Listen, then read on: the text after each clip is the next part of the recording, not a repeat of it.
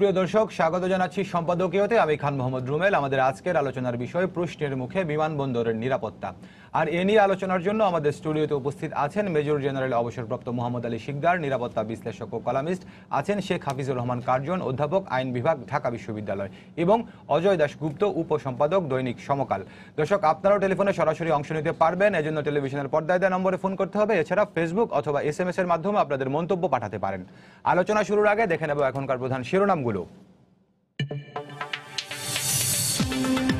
এক মাসের মধ্যে পুরান ঢাকা থেকে রাসায়নিকের গুদাম সরানোর ঘোষণা মেয়রের। সিদ্ধান্ত মেনে নেবেন ব্যবসায়ীরা। চকবাজারের হতাহতের ঘটনায় রাষ্ট্রীয় শোক পালন।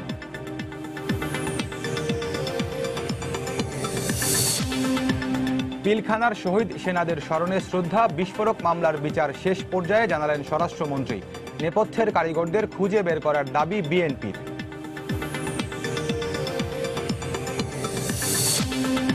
নিরাপত্তা বেষ্টনী ডিঙিয়ে কথিত ছিনতাইকারীর বিমানে ঢোকা নিয়ে প্রশ্ন, উত্তর নেই প্রতিমন্ত্রীর কাছেও। সিভিল এভিয়েশনের মামলা।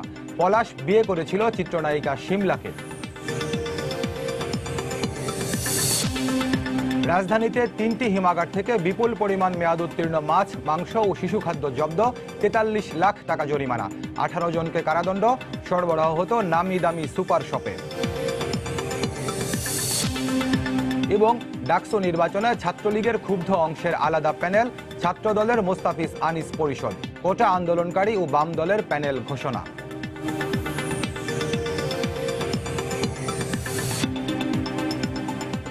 দর্শক, শিরোনাম দেখছিলেন, মূল আলোচনায় যেতে চাই। এর মধ্যে জেনেছেন যে আজকে আমাদের আলোচনার শিরোনাম প্রশ্নের মুখে বিমানবন্দরের নিরাপত্তা। আপনারা জানেন যে গতকালকে বিমান ছিনতাইয়ের একটি অপচেষ্টা হয়েছিল। তো পরবর্তীতে কমান্ডোদের 8 মিনিটের অভিযানে সেটির সমাপ্তি হয় এবং যে কথিত ছিনতাইকারী সে এই কমান্ডো বাহিনীর সঙ্গে গোলাগুলিতে মারা যায়। আজকে তার যেসব হিস্ট্রি সেগুলো আইনশৃঙ্খলা রক্ষাকারী বাহিনী উদ্ধার করেছে এবং তার বিরুদ্ধে এরই মধ্যে সিভিল এভিয়েশন একটি মামলা করেছে। সন্ত্রাস দমন আইনে এবং বিমান নিরাপত্তা আইনে পতেঙ্গা থানায় তার বিরুদ্ধে মামলা হয়েছে। তো এই বিষয়গুলো নিয়ে আমরা আলোচনা করব যে বিমানের নিরাপত্তা বা বিমান বন্দরের নিরাপত্তা আসলে কোন জায়গায়। জেনারেল মোহাম্মদ আলী শিকদার, আপনাকে আলোচনা শুরু করতে চাই। আমরা যেটি শিরোনাম করেছিলাম যে প্রশ্নের মুখে বিমানবন্দরের নিরাপত্তা। তো যে কথিত ছিনতাইকারী বিমানটি ছিনতাইয়ের অপচেষ্টা করেছিল, তো সে তো কমান্ডো বাহিনীর সঙ্গে গোলাগুলিতে নিহত হয়েছে। কিন্তু এখন সবার মুখে যে প্রশ্নটি এসেছে যে সে একটি পিস্তল নিয়ে ঢুকেছিল বা পিস্তল সদৃশ বস্তু নিয়ে ঢুকেছিল বা যাই হোক, কিন্তু প্রশ্নটি হচ্ছে বিমানবন্দরে এয়ারক্রাফটে ওঠার আগ পর্যন্ত তো বেশ কয়েকটি নিরাপত্তা ধাপ পের হয়ে তারপরে তাকে সেই এয়ারক্রাফটে উঠতে হয়। তো এই ধাপগুলো পেরোনোর আগে বেশ কয়েকবার তাকে নিরাপত্তা তল্লাশির সম্মুখীন হতে হওয়ার কথা। তো আসলে এইটি সে কিভাবে প্রবেশ করলো? তো এই জায়গাটিতেই তো প্রশ্নটি উঠছে যে বিমানবন্দরের নিরাপত্তাগুলো আসলে কোথায়। আপনি ঠিকই বলেছেন, প্রশ্ন ওঠাটাই স্বাভাবিক। কারণ বিমানবন্দরে যে নিরাপত্তা ব্যবস্থা বিদ্যমান সেটাতে কোনোভাবেই সেই নিরাপত্তার তল্লাশির চোখ এড়িয়ে কোনোভাবেই বিমানে এইভাবে পিস্তল নিয়ে ওঠার কথা নয়। যদি আপনি খেলনা পিস্তলই ধরেন, ঠিক আছে, তা আপনি একটা খেলনা পিস্তল কিন্তু এখন দেখতে একেবারে আপনার অরিজিনাল পিস্তলের ভিতরে মনে হয়। আপনি হাত দিয়ে ধরা না পর্যন্ত কোনো বুঝবেন না যে এটা খেলনা পিস্তল। তাহলে একটা পিস্তল নিয়ে একজন বিমানে উঠে গেছে, এটা তো বাস্তব সত্য কথা। এখন প্রশ্নটা হলো, একজন পিস্তল ক্যারি করলো কীভাবে? বিমানবন্দরে যখন একজন প্যাসেঞ্জার ঢুকে দুইটি পন্থায় যে কোনো দ্রব্য আদি সে নিতে চায়, সে দুটি পন্থায় ক্যারি করতে পারে। একটা হলো তার সাথে যদি ব্যাগ থাকে, ব্যাগ নিতে পারে। আরেকটা হচ্ছে বডিতে, শরীরে তার কোটের পকেট হোক বা প্যান্টের পকেট হোক, যে কোনো, এটা দ্বিতীয় আর কোনো বিকল্প নেই কোনো কিছু ক্যারি করার। যদি আমি ধরি যে সে ব্যাগে রেখেছিল, আমি জানি না ব্যাগ নিয়েছিল কিনা, তাহলে স্ক্যানিং হয়। আমাদের বিমানবন্দরে আমরা তো চলাচল করি আর খবর রাখি। আমাদের বিমানবন্দরে যে স্ক্যানিং মেশিন বা যন্ত্রপাতি আছে সেটা কিন্তু অত্যাধুনিক, কোনো রকম কোনো সন্দেহ করার কোনো সুযোগ নেই। তো সেখানে স্ক্যানিংয়ে কিন্তু একটা পিস্তল সাদৃশ্য, আমি আসল পিস্তল বলছি না এখন যেহেতু এটা কনফার্ম না, তো পিস্তল সাদৃশ্য বস্তু দেখলে তো সঙ্গে সঙ্গে ছবি দেখার সঙ্গে সঙ্গে পিস্তল বলেই সেটা সন্দেহ হওয়ার কথা। সঙ্গে সঙ্গে একটা হইচই পড়ে যাবে এবং ওই পিস্তল ব্যাগ খুলে বের করে দেখবে। হ্যাঁ, যদি দেখার পর দেখা যেত এটা খেলনা পিস্তল, ওখানে একটা সুরাহ হয়ে যেত, তাই না? সেটা তো বোঝা যাচ্ছে হয়নি। তার মানে স্ক্যানিংয়ে কিন্তু ধরা পড়ার কথা, এবং ধরা পড়ছে নিশ্চয়ই। তাহলে যিনি স্ক্যানিংয়ের দায়িত্ব ছিলেন নিশ্চয়ই তার গাফিলতি বলবেন, তার অবহেলা বলবেন, অথবা তার কোনো কড়াই যোগ সদর আছে কিনা ষড়যন্ত্রে, যে কোনোটা হতে পারে। দ্বিতীয়ত আপনি বডিতে ক্যারি করবেন। আমরা সবাই এই যে আমরা তো অহরহ যা আশা করি, আমরা গেলেও আমাদের বলে যে স্যার ব্যাগটা ইটা খোলেন, কোটটা একটু খুলে রাখেন, বেল্টটা একটু খোলেন, একটু স্ক্যানিংয়ে দেন, মোবাইল আছে কিনা, ঘড়িটা একটু খুলে রাখেন। আমরা কিন্তু সবই দিচ্ছি, স্ক্যানিং হচ্ছে। তারপরে যে একেবারে ফিজিক্যালি আর্টসে পার হওয়ার পরে ফিজিক্যালি একেবারে আমাদেরকে, আমার নিজেও করেছে, আমাকে সমস্ত পকেট টকেট পিছন হাত টাত দিয়ে দেখে। পিস্তল তো একটা মোটামুটি একটা বেশ মানে এক বডিতে ক্যারি করা, পকেট টকেটে ক্যারি করলে একটা বড়ই, তো সেটা হাতে ধরা পড়ার কথা, যেভাবে আমাদেরকে চেক করে সেটি যদি চেক করে থাকে তার মানে তাহলে সেই চেকেও ধরা পড়েনি, আমরা এখন ধরতে হবে আপাতত, উঠে গেছে, তাহলে ধরা না পড়ার কোনো সুযোগ নাই আমি বলছি, সেরকম ধরা পড়েনি। তাহলে আমরা এখন কি করব, যে তারা আইদার স্ক্যানিংয়ে যে ডিউটি ছিলেন তিনি এটি গাফিলতি করেছেন, অবহেলা করেছেন, অথবা যোগসাজশ করেছেন, এটার সাথে কোনো ষড়যন্ত্র যদি থেকে থাকে, আর যদি সেটি না থেকে থাকে যিনি বডি তল্লাশি করেছেন তিনি যোগসাজশ করেছেন, অবহেলা করেছেন, গাফিলতি করেছেন, আর তা না হলে এর কোনো ষড়যন্ত্র থেকে থাকে এর পিছনে, সেই ষড়যন্ত্রে তিনি যুক্ত হয়েছেন, এটা ছাড়া অন্য কোনো বিকল্প নাই।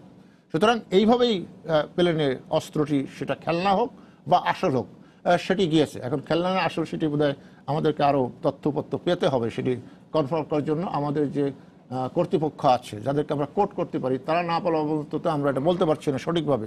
কিন্তু বিষয়টি হলো যে সে খেলনা হোক আর আসল হোক, সেটি পিস্তলে উঠেছে, এটা অবশ্যই নিরাপত্তার জন্য হুমকি এবং আমাদের এইখানে দুর্বলতা যেটা, সেটি প্রকটভাবে ধরা পড়েছে।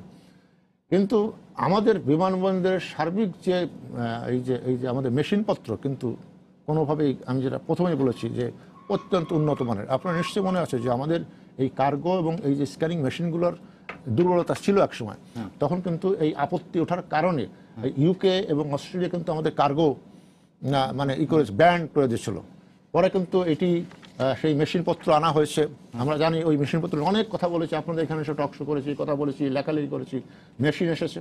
তারপরে ইউকের একটা কোম্পানি রেড লাইট, অত্যাধুনিক মেশিন আনি না কেন, অপারেটর যিনি থাকবেন তিনি যদি সবই হয়েছে। এখন কথাটা হলো যে যিনি মানুষ, অর্থাৎ আপনি যত মেশিন নিয়ে বসে থাকেন, আপনার সামনে ল্যাপটপ আছে, ল্যাপটপ আপনি কিছু দেবেন আনলেস অ্যান্ড আনটিল আপনি ওটা থেকে কিছু বাড়ি করার চেষ্টা না করেন, অপারেশন, অর্থাৎ এই যে ম্যান বিহাইন্ড, অর্থাৎ অস্ত্র যন্ত্রপাতি মেশিন যা বলেন তার বিহাইন্ডে যে মানুষগুলো কাজ করবে, সেই মানুষগুলো যদি সঠিকভাবে দায়িত্ব না পালন করে এবং অথবা তারা যদি কোনো রকম দুর্বৃত্তদের সাথে দুর্বৃত্ত হয়ে যায় এবং সংযোগ ঘটিয়ে ফেলে, তাহলে তো আর কিছুই হবে না। সুতরাং সেই জায়গাটা আমাদের এখন বোঝার দরকার, উপলব্ধি করা দরকার এবং সেটি আইডেন্টিফাই করা দরকার। এটি হলো এখন বড় কাজ। জি স্যার, ধন্যবাদ আপনাকে। অধ্যাপক হাফিজুর রহমান কার্জন, আপনার কাছে আসি। জেনারেল শিকদার যেটি বলছিলেন যে হয় গাফিলতি আর নাহলে যোগসাজশ, দুটির যে কোনো একটি কথা তিনি বলছেন। আর পাশাপাশি আরেকটি বিষয়, এটি তো পিস্তল কিংবা পিস্তল সদৃশ বস্তু যাই হোক, এটি নিয়ে তিনি এই কথিত ছিনতাইকারী বা হামলাকারীতে প্রবেশ করেছেন। কিন্তু আমরা দেখেছি আপনার এই গত বছর, অর্থাৎ যে 18 সাল গেল শেষের দিকে, একেবারেই পুলিশের একজন সদস্য তিনি তার একজন আত্মীয়কে উঠিয়ে দেওয়ার জন্য একেবারে গ্রিন জোন পার হয়ে চলে গিয়েছিলেন। তার মানে যে দেখভালগুলো ঠিকমতো হচ্ছে না। আর একটু পেছনে যদি যাই, আমরা দেখেছিলাম যে 2015 সালের দিকেই একটি ডোমেস্টিক ফ্লাইটে, ইউএস বাংলার ফ্লাইটে একজন তরুণী যে সিটের মধ্যে বসেছিলেন, শেষ পর্যন্ত দেখা গেল যে তার কাছে টিকিট ইত্যাদি কিছুই নেই, সে একেবারে যে এয়ারক্রাফট পর্যন্ত চলে গিয়েছিল। তো এই বিষয়গুলো আছে, এটিকে আসলে অসচেতনতা বলবেন নাকি উপেক্ষা, না কি বলবেন আসলে?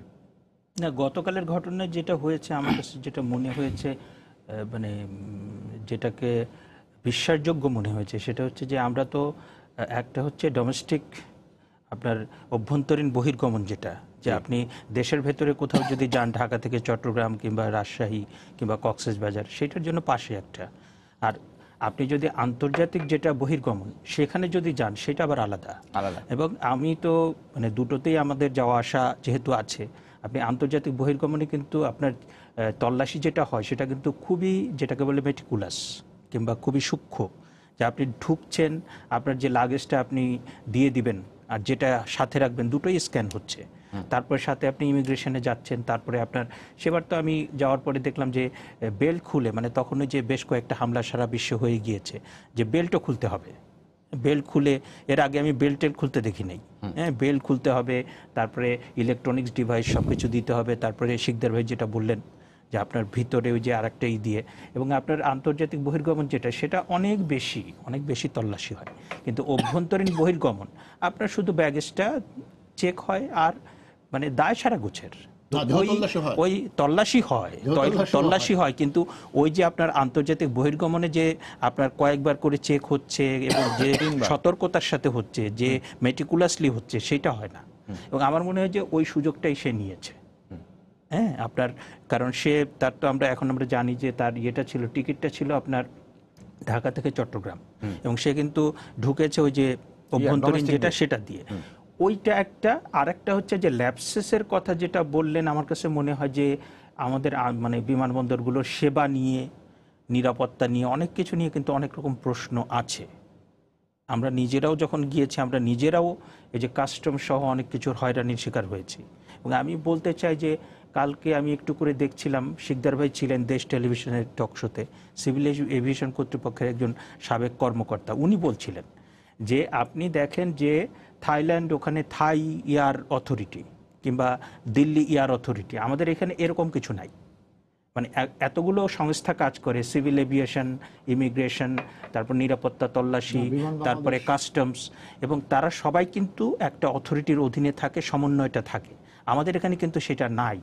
এবং আমার কাছে যেটা মনে হয় যে আমরা তো আসলে লিস্ট ডেভেলপড কান্ট্রি, সেখান থেকে ডেভেলপিং কান্ট্রি হয়েছি, মানে সেইটার জন্য আমাদের যে অবকাঠামো দরকার, যে বিমানবন্দর দরকার, এই জিনিসগুলো এখনো প্রস্তুত না।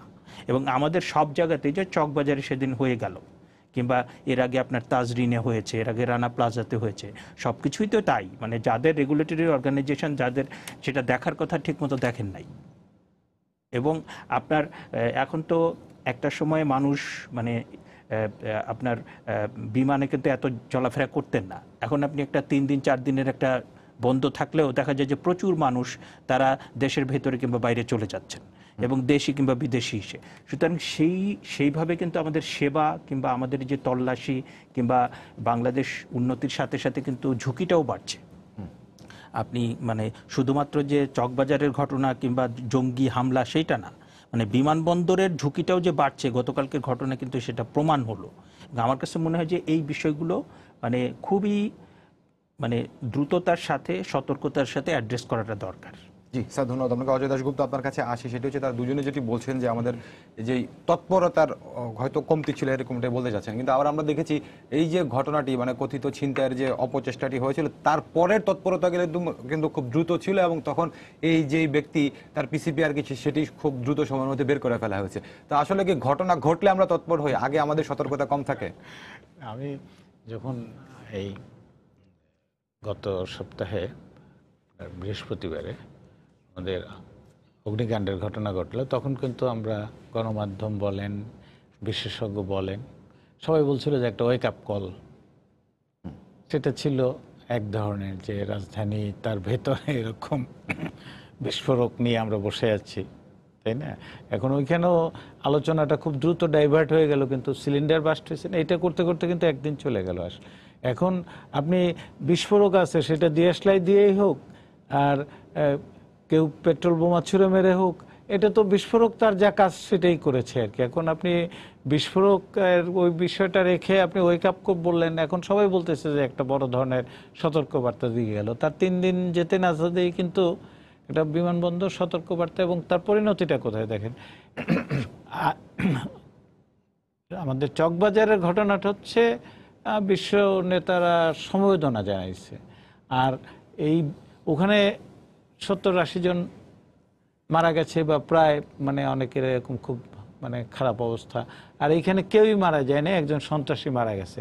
কিন্তু এই ক্ষেত্রে সমবেদনা, এখানে তো সারা বিশ্বে উদ্বেগ, বিশেষ করে প্রধান প্রধান দেশগুলো যাদের ফ্লাইট এখানে আসে, বা আমাদের এখান থেকে ফ্লাইট যেখানে যায়, হ্যাঁ, এটা নিয়ে কিন্তু এখন সারা দুনিয়ায় উদ্বেগ। এবং বাংলাদেশকে নিয়ে যেটা ব্রিটেন বা অস্ট্রেলিয়া তারা যে কাজটা করেছিল, তার পিছনে কেউ কেউ বলেন যে একটা অসততা হয়তো ছিল, যে ব্রিটিশ একটা কোম্পানি অনেক দিন ধরে আমাদের এয়ারপোর্ট সিকিউরিটি ইত্যাদি কাজ চাচ্ছিল, কাজ পাচ্ছিল না, একটা চাপ সৃষ্টি করে কাজটা আদায় করে। বাংলাদেশ এটি করার জন্য তারা কিন্তু কারণ হিসেবে দেখেছিল মিশরের আল শারম এয়ারপোর্টের একটি ঘটনা। কাজে সেটাও কিন্তু তারা কতগুলো ভালো কাজ করে গিয়েছিল, কতগুলো সুপারিশ দিয়েছিল, 2 বছর থেকেছে, ম্যান পাওয়ার ট্রেনিং দিয়েছে, মেশিনপত্র ইত্যাদি ওই সময় এসেছে। এটা তো তারা তাদের মেয়াদ শেষ হয়েছে 18 সালে, চলে গেছে। ব্রিটেনও বলেছে যে তারা এক্সটেনশন চেয়েছিল, পায়নি, কিন্তু আমরা বোঝা যাচ্ছে যে আমরা সব জায়গায় এটা ফলো আপ করছি না আর কি, যা যা বলেছে এটা করছি না। এক, দুই হচ্ছে যে আমাদের বিমানবন্দরে কিন্তু আপনারা সম্প্রতি খেয়াল করবেন যে বিমানবন্দরের সামনের যে সড়ক পথটা সেটা কিন্তু অনেক বেশি যানজট হয়ে গেছে, কারণ আমাদের অভ্যন্তরীণ ফ্লাইট বেড়েছে, অনেকগুলো কোম্পানি এসেছে, ইন্টারন্যাশনাল ফ্লাইট বেড়েছে, আমাদের বিমানবন্দরের আয়তন পরিসর এগুলো কিন্তু রানওয়ে ইত্যাদি অবকাঠামো সুবিধা এগুলা বাড়েনি। তার মধ্যে আবার একই জায়গায় আপনার ইন্টারন্যাশনাল এবং ডোমেস্টিক ফ্লাইটটা তো এখনও এই প্রাইভেট কোম্পানিগুলো তারা হলো হচ্ছে বাসের, লোকাল বাসের মতো আসো উঠো যাও এরকম একটা মনোভাব নিয়ে কিন্তু চলতে চায়। তারা যে খুব নিরাপত্তা ব্যবস্থা পছন্দ করে বেসরকারি কোম্পানিগুলো, তাদেরও কিছুটা ঘাটতি আছে। আপনি যেটা বললেন যে পুলিশ গিয়ে তুলে দিতে, এটাও কিন্তু আমাদের একটা নাগরিক সমাজের অসচেতনতা আছে যে 10 জন কেউ বাইরে গেল বা কেউ আসলো, 50 জন গিয়ে কিন্তু বিমানবন্দরে হাজির হয় মাইক্রোবাস নিয়ে, বাস নিয়ে। কিন্তু দাদা আপনি কোন পর্যন্ত যেতে পারবেন তার কিন্তু সীমা রেখা আছে, এখন কিন্তু সেটি অতিক্রম করে যখন চলে যায় তখন তো আর সেটি স্বাভাবিক থাকে না। পরিণতি হবে, আমরা যদি রিয়েলি ওয়েক আপে সাড়া না দেই, জাগতে বলা হয়েছে কিন্তু আমরা না জানি, তাইলে আরেকটাই শুধু পরিণতি হবে, সাধারণ মানুষের ভোগান্তি বাড়বে। আপনাকে হয়তো মেইন রোডে বলবে যে যাত্রী এখান থেকে নেমে হেঁটে যেতে হবে, গাড়ি নেওয়া যাবে না। এই জাতীয় ভোগান্তিগুলো কিন্তু অতীতে আমরা দেখেছি যে কড়াকড়ি। কিন্তু আমাদের সমস্যাটা কোথায় দেখেন, আমাদের বিমানে বছরের পর বছর সোনা আসছে না। জি, এটা কি কাতার এয়ারলাইন্সে আসে, এটা কি সৌদি এয়ারলাইন্সে আসে, সবই কিন্তু বাংলাদেশ বিমানে আসে। কোত্থেকে আসে? মধ্যপ্রাচ্য থেকে। কোথায় পাওয়া যায়? বিমানের টয়লেটে পাওয়া যায়। ভিতরেই কোথাও না। টয়লেটে কি সাধারণ মানুষ এমনি গিয়ে রাখে? ওটা তো ওটা ভেতরে কে নিতে পারে? ভেতরের লোক যুক্ত না থাকলে, এবং ভেতরে কি ক্লিনার একা নিতে পারে অন্যদের সহযোগিতা ছাড়া? এই ক্ষেত্রেও কিন্তু এই ল্যাপসেসটা বের হলো। এটা একটা দিক।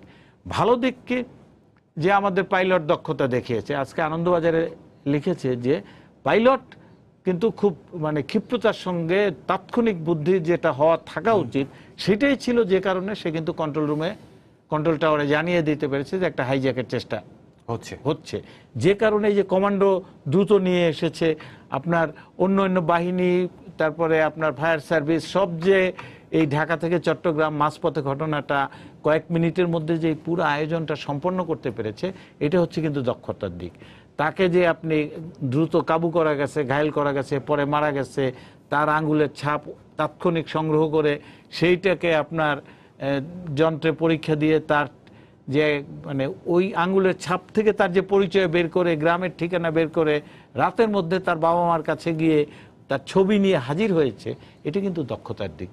আমার মনে হয় যে এই যে দক্ষতার দিকটা, এইটা আরো 50টা জায়গা প্রয়োগের, শুধুমাত্র এই জায়গাটায় দক্ষতা দেখালাম আমরা, ঘটনা পরবর্তী সেই দক্ষতাটা আমার কিন্তু আগে, ঘটনা ঘটার আগেই কিন্তু, এবং এই ক্ষেত্রে এই সিকিউরিটি ল্যাপসেস নিয়ে আপনি দেখেন আগামী বছরখানেক কিংবা তারও বেশি আমার আশঙ্কা চ্যালেঞ্জ হবে। এই যে আস্থাটায় ঘাটতি ধরলো, আমাদের চট্টগ্রাম পোর্ট নিয়ে কিন্তু সমস্যা হচ্ছে। প্রায় বিদেশিরা বলে যে এখানে শ্রমিকরা অশান্তি করে, এখানে আমার মাল খালাস করতে অন্য জায়গায় 48 ঘন্টা লাগে, আমার 96 ঘন্টা লাগে বাংলাদেশে গেলে পরে। এই যে অভিযোগগুলো চট্টগ্রাম পোর্ট নিয়ে প্রায়ই হয়, কাস্টমসে আমার ঝামেলা বেশি হয়, এই নূতন করে কিন্তু আমাদের এয়ারপোর্টে এমনি সমস্যা করে তারা, নানা টালবাহানা খুঁজে একটু ব্যবসার জন্য ফ্রান্সের প্রেসিডেন্ট চিঠি দিয়ে দিছিল। আমাদের দেশকে তো তারা ব্যবসা নিতে চায়, সবটা যে আমাদের স্বার্থেই করে না, আমাদের সিকিউরিটির স্বার্থে করে তা না, তাদের ব্যবসায়িক স্বার্থ আছে। কিন্তু সেই ব্যবসায়িক স্বার্থ রক্ষা করে আবার আমরা আমাদের নিজেদের কাজটাও করে নিতে পারি। তা আমার মনে হয় যে এখন এইটা হবে বড় চ্যালেঞ্জ। এই যে আস্থার সংকটটা তৈরি হলো, পুরান ঢাকাটা আমাদের অভ্যন্তরীণ, জি, কিন্তু বিমানবন্দরটা আন্তর্জাতিক। দাদা ধন্যবাদ আপনাকে। স্যার আপনার কাছে যদি আসি, অজয় দাশগুপ্ত যেটি বলছেন কি চ্যালেঞ্জ তৈরি হলো, তো এই চ্যালেঞ্জ মোকাবেলায় বা এই যে আস্থার সংকট যদি তৈরি হয়, দাদা আস্থার সংকটের কথা বলছেন হতে পারে, তাহলে আমাদের কি করণীয়? আস্থার দুটি জায়গা। জি, একটি জায়গায় আমরা অসাধারণ দক্ষতা দেখিয়েছি, আনপ্যারালাল, বিশ্বের ইতিহাসে এরকম উদাহরণ কোনো দেশ দেখাতে পারেনি, বহু উন্নত দেশ, যে একটি ঘটনার সিগন্যাল পাওয়ার সঙ্গে সঙ্গে যেভাবে আমাদের কমান্ডো বাহিনী বলেন, র্যাব বলেন, পুলিশ বলেন, তারা যত দ্রুত এখানে এসে যে ব্যবস্থা নিয়েছে, এটি আনপ্যারালাল। আপনি যদি উদাহরণ দিয়ে দেখেন, তুলনা করেন, অস্ট্রেলিয়ায় 2014 সালের 16ই ডিসেম্বরে একটা ক্যাফেতে একটা এরকম একটি সন্ত্রাসী, সে একজন একটা পিস্তল একটা গ্রেনেড নিয়ে যেয়ে জিম্মি করে ফেললো সবাইকে। সেটি কমান্ডো বাহিনী অস্ট্রেলিয়ার 64 ঘন্টা লেগেছিল সেটি নিরস্ত্র করে তাদেরকে সমস্ত লোককে জীবিত উদ্ধার করার জন্য। আর ভারতের সেই 2008 সালের নভেম্বর 26 তারিখ ঘটনা আমরা জানি, 64 ঘন্টার পরে 160 জন ক্যাজুয়ালিটি ছিল ভারতের। সেই সব জায়গায় কিন্তু এখানে প্রশ্ন আছে। আপনি অবশ্যই বলবেন স্যার, এই দক্ষতার কথা যে আপনি বলছেন, মোটামুটি 12 ঘন্টা মতো হয়ে, 12 বেশি 24 ঘন্টার মতো হয়ে গেছে, কিন্তু যে বস্তুটি তার কাছে ছিল সেটা কি আসল পিস্তল নাকি নকল পিস্তল, সেই মীমাংসা কিন্তু এখনো পর্যন্ত হয়নি স্যার। সেখানে প্রশ্নটি রয়ে গেছে, আমরা কিন্তু শুরুতে সেই কথাটি উঠেছি এবং সেই ব্যাখ্যা কিন্তু আমি দিয়েছি। সুতরাং যে কেন আমি প্রশ্নটি তুললাম, যে আজকে আমাদের ঢাকা বিমানবন্দর হলো আমাদের গেটওয়ে, আদৌ কিছু ছিল কিনা ন্যাশনাল গেটওয়ে, তাই না? সে থাকুক বা না থাকুক, প্রশ্ন তো উত্থাপিত হয়েছে। জি স্যার, সেই প্রশ্নটার জায়গাটা আমি বলতে চাচ্ছিলাম। তাহলে আমাদের এই জায়গাটা যেটা হলো যে আমরা এইরকম একটা ঘটনা ঘটলে যে আমরা কিভাবে মোকাবিলা করতে পারি, সেটা কিন্তু একটা ভালো মেসেজ ও গেছে বিদেশে যে আমরা করতে পারি, সেই সক্ষমতা আমাদের রয়েছে। অনেক উন্নত দেশের থেকে আমাদের সেই সক্ষমতা রয়েছে এটাকে হ্যান্ডেলিং করবার জন্য। সেখানে যে আপনি যেটা আমরা বলছিলাম যে prevention is better than cure, এই কথাটা একটু চিরদিনের কথা আমরা শুনে বলে আসছি। তো সেই জায়গাটি আসে। তো এইখানে যেটা হবে, যেটা আপনি বলছেন যে করণীয়, সেই জায়গাটা আমরা বললাম যে ভাবমূর্তির জায়গা। এখন আমাদের এই আস্থার জায়গাটা যদি আরও শক্তিশালী করতে হয়, তাহলে যে সমস্ত সন্দেহ, যে সমস্ত প্রশ্নটা উঠেছে, এবং আমি আমার প্রাথমিক বক্তব্যে যে বলেছি যে একটা পিস্তল কিভাবে গেল, সেটা খেলনায় যদি ধরে নেই, সেটাও নিশ্চিত করতে হবে। না, ওটাও নিষিদ্ধ, কিন্তু মানে কি খেলনাও নিয়ে যেতে পারে। আমি বলছি সেটা আমি প্রথমে আমার ব্যাখ্যা, আমার প্রথম প্রাথমিক বক্তব্য আমি দিয়েছি। সে ধরা পড়তো এবং ধরা নিতে তো পারবেই না, সে ধরা পড়তো ওখানে মীমাংসা হয়ে যেত, তাকে উঠতে দেওয়া হতো না। আমি বলছি যে এখন আমাদের যেটা দরকার সেটা হলো যে তদন্ত কমিটি গঠিত হয়েছে এই প্রশ্নগুলোর, এবং দ্রুত গতিতে যদি তদন্ত হয় এবং সত্যিকার অর্থে কোথায় দুর্বলতাটা ছিল সেটা যদি আইডেন্টিফাই হয়ে যদি দৃশ্যমান রেকটিফাই মেজার যেটা নেওয়া দরকার যথাযথ, এটা সবাই জানেন, যারা এক্সপার্ট রয়েছেন, যারা ওখানে দায়িত্ব রয়েছে, তারাও জানেন, আমরাও বলতে পারি আমাদের অভিজ্ঞতাতে, কিন্তু আমাদের বলার প্রয়োজন হয় না, তারা আসেন, তাদের এই জানা আছে কি করতে হবে। সেটা যদি দৃশ্যভাবে করেন, তাহলে কিন্তু এই যে কম্বিনেশন, যে আফটার ইনসিডেন্ট আমাদের যে দক্ষতা, আর তারপরে যে আমরা প্রিভেনশন মেজার যে আমরা নিলাম, সেটা যদি করতে পারি, তাহলে কিন্তু আমাদের এই যে ভাবমূর্তির কথা বলছি, দক্ষতা বলছি, এটা অসুবিধা হবে না। আমার মনে হয় যেটা আমরা আবার ফিরে পাবো, কারণ আমাদের কিন্তু রাষ্ট্র হিসাবে এই সময় আমাদের যথেষ্ট সক্ষমতার বৃদ্ধি ঘটেছে সব জায়গায়। আপনি আইন শৃঙ্খলা দমন বলেন, জঙ্গি দমন বলেন, উন্নয়ন বলেন, আমাদের আন্তর্জাতিক অঙ্গনে রাষ্ট্রের যে ভাবমূর্তি আমরা বলি, অবস্থান, ভূ রাজনৈতিক ক্ষেত্রে বাংলাদেশের যে অবস্থান, সেই জায়গা বলেন, আমাদের নেতৃত্বের যে জায়গাটি আছে সেই জায়গাটি বলেন, সব জায়গায় কিন্তু আমাদের অবস্থানটা ক্রমেই কিন্তু আমরা উপরের দিকেই উঠছি। সুতরাং এই যে ঘটনাগুলি ঘটছে, এইখানে যদি আমরা সঠিকভাবে আমরা হ্যান্ডেল করেছি, সঠিকভাবে ঘটার পরে এর রেকটিফাইং মেজার যদি আবার সঠিকভাবে বিশ্বাসযোগ্যভাবে আমরা নিতে পারি, সবাই যদি সেটি অবহিত হয়, দেশে বিদেশে যারা স্টেক হোল্ডার আছে, যারা এই বিমানবন্দর ব্যবহার করেন, আমাদের ব্যবসা বাণিজ্য, ইনভেস্টর, কূটনৈতিক, ডিপ্লোম্যাট, সব মানুষ তো এখান থেকে যাওয়া আসা করে। সুতরাং তাদেরও একটা আস্থার জায়গা আছে, বিশ্বাস জায়গা আছে। সেটি অবশ্যই হবে যদি এই রেকটিফাইং মেজারটা সঠিকভাবে নেওয়া হয় এবং চিহ্নিত করে। আমি একটি লুফল বলে দিই ডোমেস্টিক এয়ারপোর্টে, সেটি হলো কি, ডোমেস্টিক এয়ারপোর্টে আমরা গিয়েছি, ডোমেস্টিক এয়ারপোর্টে কম আর ইন্টারন্যাশনাল এয়ারপোর্টে বেশি এটি হওয়ার কোনো সুযোগ নেই। মনে করেন একটা ডোমেস্টিক এয়ারলাইন্স ঢাকা থেকে যশোর বা ঢাকা থেকে, সেটা যদি ছিনতাই হয়, সেখানে 100 বা 100 কাছাকাছি লোক, তাদের জীবন তো বিপন্ন হবে। তার মানে কোনো সুযোগ নাই যে ডোমেস্টিকে একরকম হবে আর ইন্টারন্যাশনাল একরকম হবে। বাস্তবতা কি সেরকম? দুই রকম হচ্ছে। ইন্টারন্যাশনালে দুটি স্তরের চেক হয়। অর্থাৎ আমি প্রথম যখন এয়ারপোর্টে প্রবেশ করছি, সঙ্গে সঙ্গে আমার সমস্ত কিছু স্ক্যানিং হচ্ছে, আমাকে বডি তল্লাশি করছে। তারপরে যখন আমি চেক ইন করে ইমিগ্রেশন করে পার হয়ে যাচ্ছি, আবার বিমানে ঢোকাবার আগ দিয়ে ওখানে একটা বড় সিকিউরিটি আছে, সেখানে আমার সব কিছু বেল্ট, টেল, জুতো কোর্ট মোট সব ডোমেস্টিকে সেটা হয় না, ডোমেস্টিকে ওই জিনিসটা হয় না। ওই সেকেন্ড লেয়ারটা যে সেকেন্ড সেটা ডোমেস্টিকে নেই। সুতরাং এখানে বোধহয় আমাদের একটু ঘাটতি রয়েছে, এটি আইডেন্টিফাই করা দরকার এবং এটি ইমিডিয়েটলি ইনস্টল করা দরকার যাতে এটিও হয়। ধন্যবাদ স্যার। স্যার আপনার কাছে আসি, সেটা হচ্ছে যে দাদা এর আগে বলছেন যে স্বর্ণ চোরাচালানের কথা। তা আমরা দেখি যে বাংলাদেশে বৈধ পথে কোনো সোনা আমদানি হয় না, কিন্তু সোনার রমরমা বাজার কিন্তু এই দেশে এখন রয়েছে। কিছুটা অনুমতি এখন কিছুটা, কিন্তু দীর্ঘদিন ছিল না। সোনার বাজার পুরোটাই আসলে কিভাবে চলতো কেউ জানে না। আর একটি বিষয় যেটি মাঝে মাঝে স্বর্ণ ধরা পড়ে, এই বাংলাদেশের বিভিন্ন এয়ারপোর্টে স্বর্ণ ধরা পড়ে চোরাচালানকৃত স্বর্ণ, তখন আমরা এটি শুনি যে আসলে এই স্বর্ণ যেগুলো চোরাচালানকৃত স্বর্ণ ধরা পড়ে বা অবৈধ পথে যেগুলি আমদানি হয় না কেন, বাংলাদেশের জন্য যতটা না হয় পাশের বিভিন্ন দেশে যায় বাংলাদেশ হয়ে, বাংলাদেশের এয়ারপোর্ট থেকে সহজে বের করে নিয়ে আসা যায়, সে কারণে এখান থেকে রুট হিসাবে ব্যবহার করা হয়। হ্যাঁ, শুধু সোনা না তো, মাদক, সোনা এবং মাদক। এবং আমরা দীর্ঘদিন ধরে জানি যে যে ঢাকাতে যে এয়ারপোর্ট যেটা, সেটা ট্রানজিট হিসেবে ব্যবহৃত হয়, এটা দীর্ঘদিন ধরে আমরা জানি। এবং সেটা দাদা যেটা বলেছেন যে এইটা ওই আপনার আমাদের যে নিজস্ব বাংলাদেশ বিমান, মানে তার কর্মকর্তা এটা নানাভাবে জড়িত এবং এটার সাথে সিন্ডিকেট জড়িত। এবং আপনি এয়ারপোর্ট যখন ইজারা নেওয়া হয় ওইটার সাথেও একটা চক্র জড়িত থাকে। এবং এটা অনেকগুলো মানে খুব শক্তিশালী সিন্ডিকেট, তারা চেষ্টা করে এটাকে নেওয়ার জন্য। কারণ সেটা আপনার শুধুমাত্র সোনার মাদকটা আসলেই তো হবে না, সেটা তো আবার এখান থেকে আপনার ভেতর থেকে বের করে আপনার যেখানে যেখানে যাওয়ার দরকার দেশের ভিতরে থাকবে, নাকি এটা পার্শ্ববর্তী কোন দেশে যাবে, না কোথায় করবে, সেটা দীর্ঘদিন ধরে একটা অভিযোগ ছিল। এখন বিষয়টা হচ্ছে যে মেজর জেনারেল শিকদার যেটা বলছেন, হ্যাঁ অনেকগুলো জায়গা খুবই বাংলাদেশ উন্নত হয়েছে।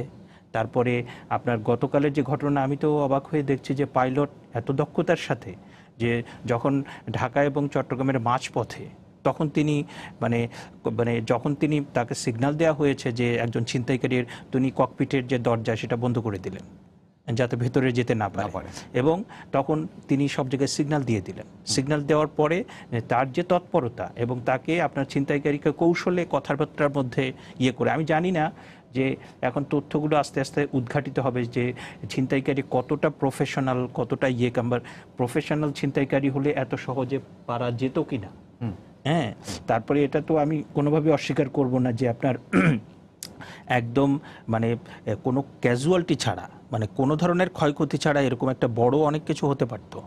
যে আপনার চট্টগ্রাম বিমানবন্দরে খুব কৌশলে সেটা অবতরণ করিয়ে যাত্রীরা ইমার্জেন্সি গেট দিয়ে নেমে গেল, তারপরে আপনার সেনা কমান্ডাররা এসে অভিযান করলেন, 8 মিনিটের অভিযানে সবই করলেন। এটা অদ্ভুত ঘটনা। কিন্তু একই সাথে আমাদের বিদ্যমান যে অনেকগুলো ল্যাপসেস, কারণ আমরা তো বিমানবন্দরে দুটোতে আপনার ডোমেস্টিক এবং ইন্টারন্যাশনাল দুটো দিয়ে আসা যাওয়া করি, সেখানে যে ঘাটতিগুলো চোখে পড়ে, কাস্টমস হয়রানি করে, নিরাপত্তা তল্লাশি অনেক সময় ঠিকমতো হয় না, আবার কখনো বেশি করে, আবার কখনো সেবার যে মানটা সেটা আমরা তো একটা টাকা দিই যে ইমিগ্রেশন মানে বিমানবন্দরের যে সেবা সেটা পাওয়ার জন্য আমাদের একটা টাকা দিতে হয়, কিন্তু সেই সেবাটা কিন্তু আমরা পাই না।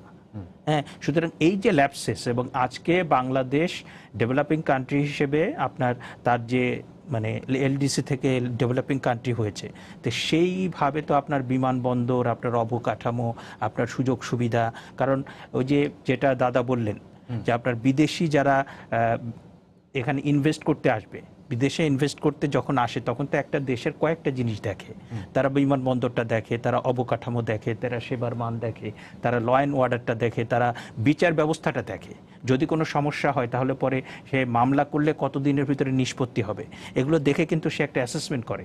আপনি বিভিন্ন দেশের যে দূতাবাস, তাদের ওখানে গেলে আপনি দেখবেন যে এই যে ইনভেস্টমেন্ট করার জন্য বাংলাদেশের তারা একটা অ্যাসেসমেন্ট করে প্রত্যেকটা ধরে ধরে, এবং সেটা তাদের দেশের ব্যবসায়ী কিংবা তাদের মাল্টিন্যাশনাল কোম্পানি কিংবা তাদেরকে বলে যে এখানে এই অবস্থা, তোমরা এই অবস্থা বিবেচনা করে ইনভেস্ট করবা কি করবা না।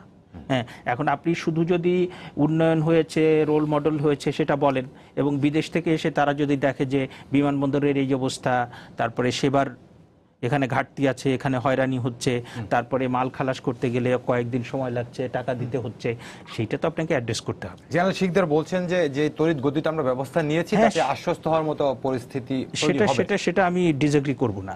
আমার কাছে মনে হয়েছে, কিন্তু বিষয়টা হচ্ছে আপনি দেখেন যে হোলি আর্টিজানের ঘটনায় 22 জন হত্যাকাণ্ড হয়েছে, কিন্তু আপনার রানা প্লাজাতেও তো মোর দেন 100, কিংবা ইউনিয়ন পরিষদের নির্বাচনে 130 জন, কিংবা তাজরিন গার্মেন্টসে 100 জন। এটা দেশের ভেতরে একটা, আর হোলি আর্টিজানে ওইটার মধ্যে ইটালিয়ান ছিল, ওইটার মধ্যে জাপানিজ ছিল, ওইটার মধ্যে আপনার আর্জেন্টাইন ছিল। ইউএস সিটিজেন ছিল। সেইটার একটা মানে আন্তর্জাতিক যে মানে ইন্টারন্যাশনাল ইমপ্লিকেশনস সেটা কিন্তু আলাদা। এবং এইটার আপনার কোনো কিছু হয়নি, কিন্তু তারপরেও কিন্তু ইমেজ সংকট হবে। এবং আপনি হোলি আর্টিজানের যেটা আপনার, আমি জানি যে মানে বাংলাদেশের ইমেজ ক্রাইসিস যে শুরু হয়েছিল মানে নিরাপত্তা বিষয়ক, এবং অনেক ইনভেস্টর তারা যারা বাংলাদেশে এসে নেগোশিয়েট করতেন তারা ভারতে কিংবা সিঙ্গাপুরে কিংবা অন্য কোথাও করতেন, এবং সেইটা কিন্তু সরকার খুব দক্ষতার সঙ্গে 3 মাস 6 মাসের ভিতরে সেটা করেছে। সুতরাং সেটাও এখন বিষয়টা হচ্ছে যে প্রত্যেকটা জিনিস হওয়ার পরে আপনি ব্যবস্থা নেবেন সেটা তো না, আপনাকে সিস্টেমটা সিস্টেমের মতো দাঁড় করাতে হবে। এবং সিস্টেম মানে হচ্ছে যে আপনার মানে আগের যে ব্যবস্থাটা সেইটাকে হতে হবে এতটা ভালো হতে হবে যাতে করে আপনার ওই পরবর্তী ঘটনাটা ঘটার সম্ভাবনা কমে যায়। কারণ ছিনতাইয়ের মতো ঘটনা কিংবা জঙ্গি হামলা সেটা ফ্রান্সেও হয়, ইউএসএতে হয়, তারা তো বসেই থাকে যে কোথায় ল্যাপসেস আছে সেটা সুযোগ নেওয়ার জন্য।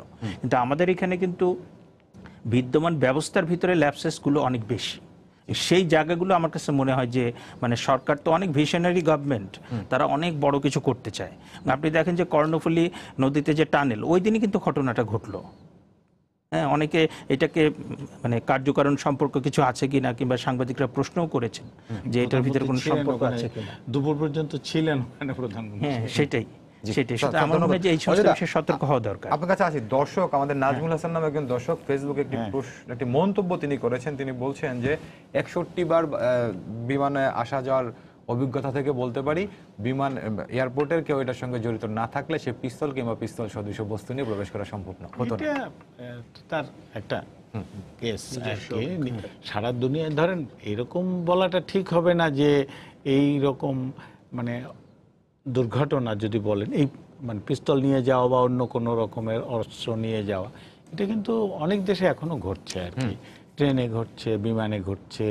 ধরেন ফ্রান্সে বা আমেরিকায় হোটেল ভাড়া নিয়ে, যেখানে কনসার্ট হচ্ছে হোটেল ভাড়া নিয়ে কয়েকদিন আগে সেই কনসার্টের জানলা দিয়ে কনসার্ট স্থলে ব্রাশ ফায়ার করে দিয়েছে। দাদা এখানে যদি আপনি এটা যদি বলেন তা এইরকম যে হামলা, আমরা যদি বলি যে বাংলাদেশে হোলি আর্টিজানের একটি ঘটনা যেটি বলছি যে এইরকম যে রেস্তোরাঁতে ঢুকে হামলা, তো ইউরোপের দেশগুলোতে তো এর থেকে বেশি হরহামেশাই বলতে পারে আমরা হয়, কিন্তু আমাদের দেশে যখন একটা তখন কিন্তু তারা সেই প্রশ্নটা তোলেন যে গেল এই প্রসঙ্গটাই আমি কিন্তু বলতে চাই যে ধরেন আমাদের কিন্তু অন্য সমস্যা হয়। ধরেন যে ব্রিটিশ এই যখন হোলি আর্টিজান হলো, ব্রিটিশ কাউন্সিল তো ঢাকা বিশ্ববিদ্যালয়ের মধ্যে ঢাকা বিশ্ববিদ্যালয়, বুয়েট, ঢাকা মেডিকেল মিলে 1,02,000 উচ্চশিক্ষিত লোকের বসবাস। তারা কি এলাকা ছেড়ে দিয়েছে? না, কিন্তু ব্রিটিশ কাউন্সিল হোলি আর্টিজানের ঘটনায় বন্ধ করে দিয়েছে। আমাদের ছাত্রছাত্রীদের ক্ষতি হয়েছে, ব্রিটিশ কাউন্সিল থেকে বই নেয়, তারা অন্য প্রযুক্তির সুবিধা নেয়, সেখানে যেতে পারেনি। ওরা তো এই সুযোগগুলো নিবেই, যেটা আমরা দুজনেই কিন্তু বলছেন যে এটা আমাদের একটা এখনো যতদিন আমরা স্বল্পোন্নত থেকে উন্নয়নশীল হচ্ছি, যতদিন নানা বিষয়ে পরনির্ভর থাকবো, বাজার থাকবে আমাদের, পোশাক তৈরি করি কিন্তু বাজার হচ্ছে যুক্তরাষ্ট্র কিংবা ইউরোপ অথবা কানাডা, কাজে সেই সুযোগগুলো নিবে।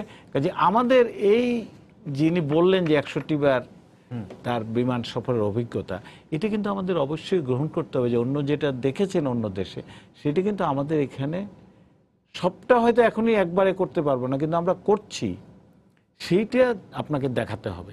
এবং এই ক্ষেত্রে স্টাফ সিলেকশন, যেমন আমরা ঢাকা বিমানবন্দরে শাহজালাল বা শাহ আমানাতে আমাদের প্রযুক্তির সুবিধা, স্ক্যানিং মেশিন ইত্যাদি খুব যে ঘাটতি এখন আছে এটা বলা যাবে না। ঘাটতি আছে কিন্তু ম্যান পাওয়ারে, তার চেয়ে বড় ঘাটতি আছে ম্যান পাওয়ারের নিষ্ঠা, আন্তরিকতায়, সততাও যদি বলেন আপনি, এই জায়গাটায় কিন্তু আপনার তারপরে লোক নিয়োগ করতে হবে। কোন বয়সী লোক নিয়োগ করছেন? আমি আমার প্রযুক্তি পরিচালনার ক্ষেত্রে কিন্তু আমার পরবর্তী কিংবা তার পরবর্তী প্রজন্মের উপরে নির্ভর করি। আপনি ঢাকা রাস্তায় হাঁটলে দেখবেন যে বয়স্ক পুলিশ আপনার ব্যস্ত ট্রাফিক জায়গায় দাঁড় করিয়ে দেওয়া হয়েছে। বিমানবন্দরেও কিন্তু এরকম সমস্যাগুলো আছে আর কি, যে আরো চৌকস, আরো তাৎক্ষণিকভাবে যে পাইলট যে দক্ষতাটা দেখিয়েছেন, কমান্ডো বাহিনী যে দক্ষতাটা দেখিয়েছে, কিংবা এই যে সামগ্রিক মোবিলাইজেশন অফ ফোর্সেস, সেই কাজটা 15-20 মিনিটের মধ্যে করে ফেলেছে।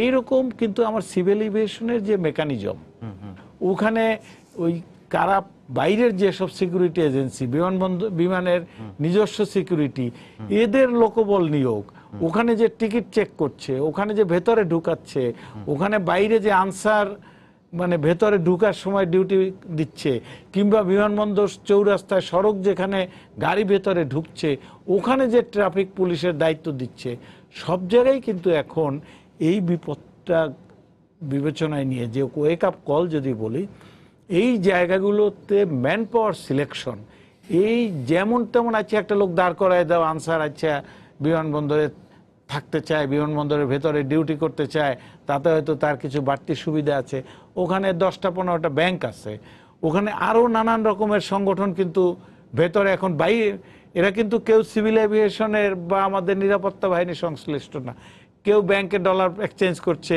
কেউ হোটেলের কর্মী আছে, কেউ ওখানে বাইরে কিন্তু যাদের সাথে এই যে ট্যাক্সি ড্রাইভারগুলো আছে তাদের সাথে ভেতরের লোকের এক ধরনের যোগাযোগ আছে যে ভাই প্যাসেঞ্জার আমাকে দিয়ে দেবা।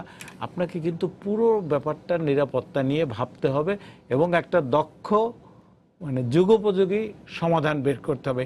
এইখানে গাফিলতি, শিথিলতা বা আচ্ছা ঠিক আছে স্ক্যানার বলছে আমি বসাই দিলাম, বা এই বার্লিন এয়ারপোর্টে বেল্ট খুলে আমিও বেল্ট খুলে দিলাম, কাজে আমি অ্যাটপার হয়ে গেলাম, এইখানটায় কিন্তু আমাকে চলবে না। আরো অনেক কিছু এই ম্যান পাওয়ার সিলেকশন, বিশেষ করে মেশিনারির সঙ্গে সঙ্গে এইটাই গুরুত্ব দিতে হবে। ম্যান পাওয়ার সিলেকশন, স্যার আপনার কাছে আছে ম্যান পাওয়ার সিলেকশনের তারা কথা বলছেন, তো সিস্টেমটা আসলে আসে, সিস্টেমটা ঠিকমতো রান করে কিনা সেটি প্রশ্ন। একটি আপনাকে তথ্য দিতে চাই, সেটা হচ্ছে ব্রিটিশ এভিয়েশনের যে দলটি এসেছিল, তো তারা যে অবজারভেশনগুলো দিয়ে গিয়েছিল সেটি হচ্ছে যে যাত্রীদের সঠিকভাবে স্ক্যানিং করা হয় না, মালামাল ট্যাগ করার জন্য যন্ত্রপাতি ব্যবহার করা হয় না, বিমানবন্দরে যারা স্ক্যান করেন তারা অন্যদিকে তাকিয়ে থেকে স্ক্যান করেন, একজন 20 মিনিট স্ক্যান করার পর তার 40 মিনিট বিশ্রাম দেওয়ার কথা, কিন্তু আমাদের এখানে দেখা যায়, বাংলাদেশে দেখা যায় এক লোকজন কম থাকায় টানা 2 ঘন্টা পর্যন্ত কাজ করতে হয়।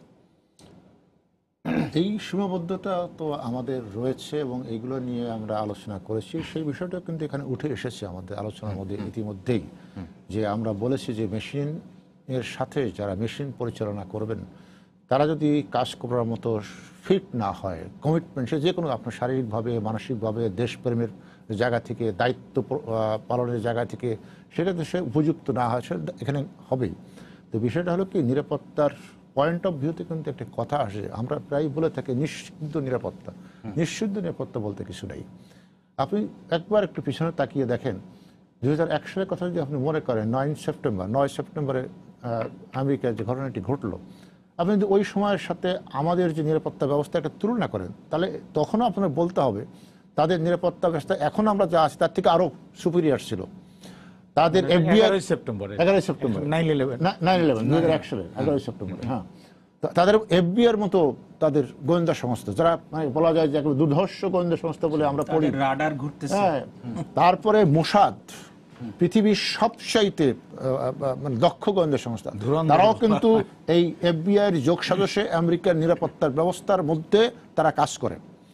সব কিছু পার হয়ে তারা এই ছিনতাইকারীরা এই ঢুকে গেল, শুধু এক জায়গা না, 4টি বিমান একসঙ্গে ছিনতাই করে ফেললো। তারপরে চিন্তা করে দেখেন তাহলে কিভাবে ঘটলো। এইটা যখন ঘটেছে, এখন আপনি দেখেন হোয়াট এ কন্ট্রাস্ট। আপনি কি, আমরা কিন্তু ফলো করেছি, হয়তো অনেকেই আপনারা করে থাকবেন, এই ঘটনার পরে মার্কিন যুক্তরাষ্ট্র তদন্ত করে তদন্ত রিপোর্টটা কি প্রকাশ করেছে? করেনি। ফারেনহাইট 9/11 করে একটা ছবি হয়েছে, হ্যাঁ, সেই ছবিতে মাইকেল মুর ছবিটি করেছেন। সেই ছবিতে আপনি যদি দেখেন, তাহলে আজকে আমরা বাংলাদেশ সরকার বা রাষ্ট্র ব্যবস্থা আমাদের দুর্বলতা করে আলোচনা করছি, সেখানে কিন্তু তারা ভিন্ন দৃষ্টিভঙ্গিতে এটা দেখিয়েছেন যে এখানে রাষ্ট্রযন্ত্রের যোগ সাজস ছাড়া এটি এই 2001 হতে পারে না। স্যার এখন দর্শক ফোন আছেন, হ্যাঁ, ভিতরের থেকে, হয়তো রাষ্ট্র ইটসেলফ নয়, ভিতরের থেকে কোনো মানুষ বা কেউ সহযোগিতা ইন কনাইভান ছাড়া এটা হতে পারে না। স্যার একটা ফোন আছে, ফোনটা নিয়ে আসছি। জি দর্শক, আপনার পরিচয় দিয়ে প্রশ্ন করুন। আসসালামু আলাইকুম, আমার নাম আব্দুল মমিন, আমি চট্টগ্রাম থেকে। জি ওয়ালাইকুম আসসালাম, বলুন আপনি। আমার কোশ্চেনটা হলো এরকম, আমাদের যে ছিনতাইকারী যে বিমান ছিনতাই করলো সেটা অবশ্যই দুঃখজনক, একটা জাতির জন্য অবশ্যই ভালো না, কিন্তু আমার প্রশ্নটা হলো এইরকম, যে ছিনতাইকারী বিমানে ছিল তিনি কোনো গোলাগুলি করে নাই এবং একটা খেলনা পিস্তল নিয়ে গেল, কিন্তু আলটিমেটলি পরবর্তীতে সে মারা গেল, যে কোনো ভাবে সে মারা গেল। আমরা জানি না কি ঘটেছিল সেদিন। কিন্তু আমার কোশ্চেনটা হলো যে এরকম যে আমাদের নিরাপত্তা বাহিনী অথবা আমাদের বিমান কর্তৃপক্ষ অথবা আমাদের যে সিস্টেম আছে, সিস্টেমের ব্যর্থতা ঢাকার জন্য এটা পূর্ণাঙ্গ তদন্ত না করে তার সাথে যারা কারা জড়িত ছিল, এই উদ্দেশ্য প্রণোদিত কিছু করলো, রাজনৈতিক উদ্দেশ্য হোক, সন্ত্রাসী কোনো ঘটনা আছে কিনা সেটা না জেনে লোকটা পৃথিবী থেকে চলে গেল। এটা কি আমাদের নিরাপত্তা বাহিনীর দোষ ঢাকার জন্য এই কাজটা করা হয়নি? আমরা কি সেটা জি বলতে পারি না? ধন্যবাদ, আপনার প্রশ্নটি বোঝা গেছে স্যার। এই প্রশ্নটা আপনার কাছ থেকে নেব, সঙ্গে দর্শক যে প্রশ্নটি করেছে আমি একটু ব্যাখ্যা দিতে চাই। গতকালকে যে ব্রিফিংটি করা হয়েছে তখন কিন্তু সেনাবাহিনীর পক্ষ থেকে ব্রিফিং রয়েছে, তারা যেটি বলেছিলেন যে তারা চেষ্টা করছিলেন তাকে গ্রেফতার অথবা সারেন্ডার করানোর জন্য। যখন সে মারমুখী হয়ে ওঠে তখন পরবর্তী দেশে অপারেশনটি হয়েছিল, সেই ব্যাখ্যাটি এর মধ্যে আমরা পেয়েছিলাম। তারপরে দর্শক যদি জানতে চাচ্ছেন আপনি একটু উত্তর দেন।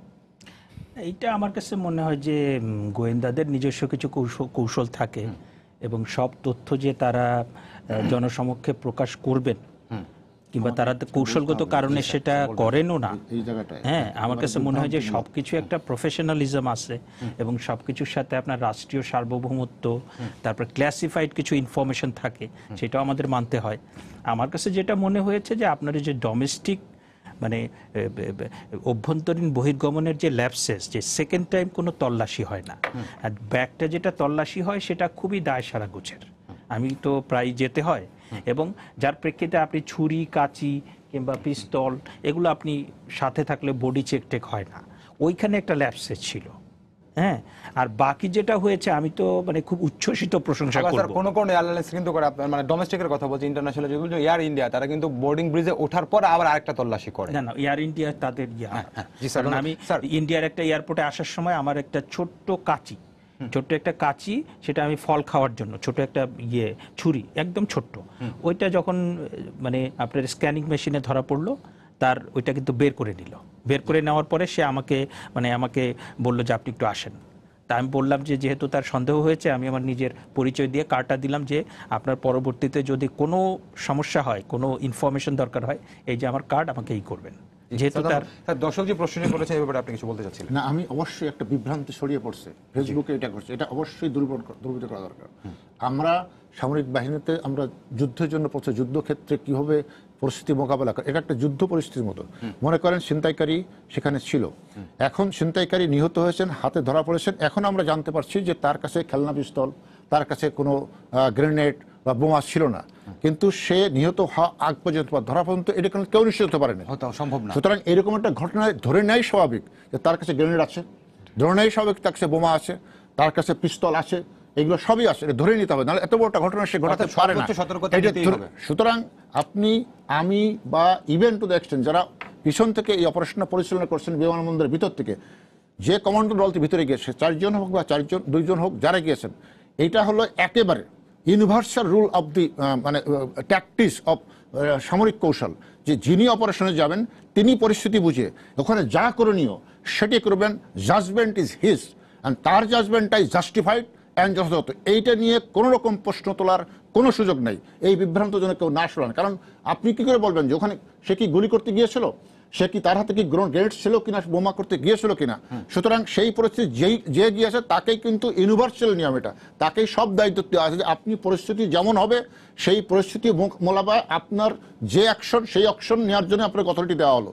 মানুষের জীবন রক্ষা করার জন্য, মাল রক্ষা করার জন্য, সম্পত্তি রক্ষা করার জন্য, রাষ্ট্রের সম্পদ রক্ষা করার যা করণীয় দরকার আপনার জাজমেন্টে যেটা হয় সেটাই আপনি করবেন। এটাই ইউনিভার্সাল নিয়ম, এটাই, এবং তিনি কমান্ডো যা করেছেন জাস্টিফাইড, আইনগতভাবে বিশ্ব যে নিয়ম আছে জাস্টিফাই। সুতরাং এটা নিয়ে প্রশ্ন করে বিভ্রান্ত ছড়া মোটেই কাম্য না। ধন্যবাদ অযোধ্যা, একেবারে 30 সেকেন্ডের মতো সময় আছে, শেষ কথা আপনার কাছে জানতে চাই, সেটি তো সবকিছুর পরেও তো আমাদের বাংলাদেশ, আমাদের বিমানবন্দরগুলো, তো সেটি নিরাপদে থাকবে সেই আশার কথা দিয়ে শেষ করবেন আপনি? না, নিরাপদে তো করতেই হবে, এটার কোনো বিকল্প নাই। আপনার একটা বিমানবন্দর, আপনার এটার ফ্যাসিলিটি বাড়াতে হবে। আমাদের কিন্তু খুব দ্রুতই আরেকটি আন্তর্জাতিক বিমানবন্দর, বাংলাদেশ তো আপনি 10% গ্রোথে যেতে চান, আপনি পদ্মা সেতু নিজে করছেন, আপনি কর্ণফুলী টানেল করছেন হাজার হাজার কোটি টাকা ব্যয়, আপনি পুরো মায়ানমারের অতিক্রম করে আপনি চীনে, থাইল্যান্ডের সব জায়গায় কোরিয়া চলে যেতে চাচ্ছেন। এই জায়গাটাই কিন্তু আমার দক্ষতা, আমার ম্যান পাওয়ার দিয়ে করতে হবে। Rahman Curzon, major general of Mohammad Ali Shikder, আপনাদের তিনজনকে অসংখ্য ধন্যবাদ। সবাইকে ধন্যবাদ জানিয়ে শেষ করছি আজকের সম্পাদকীয়। আগামীকাল আবারও দেখা হবে রাত 10টায়, দেখার আমন্ত্রণ রইল। শুভরাত্রি।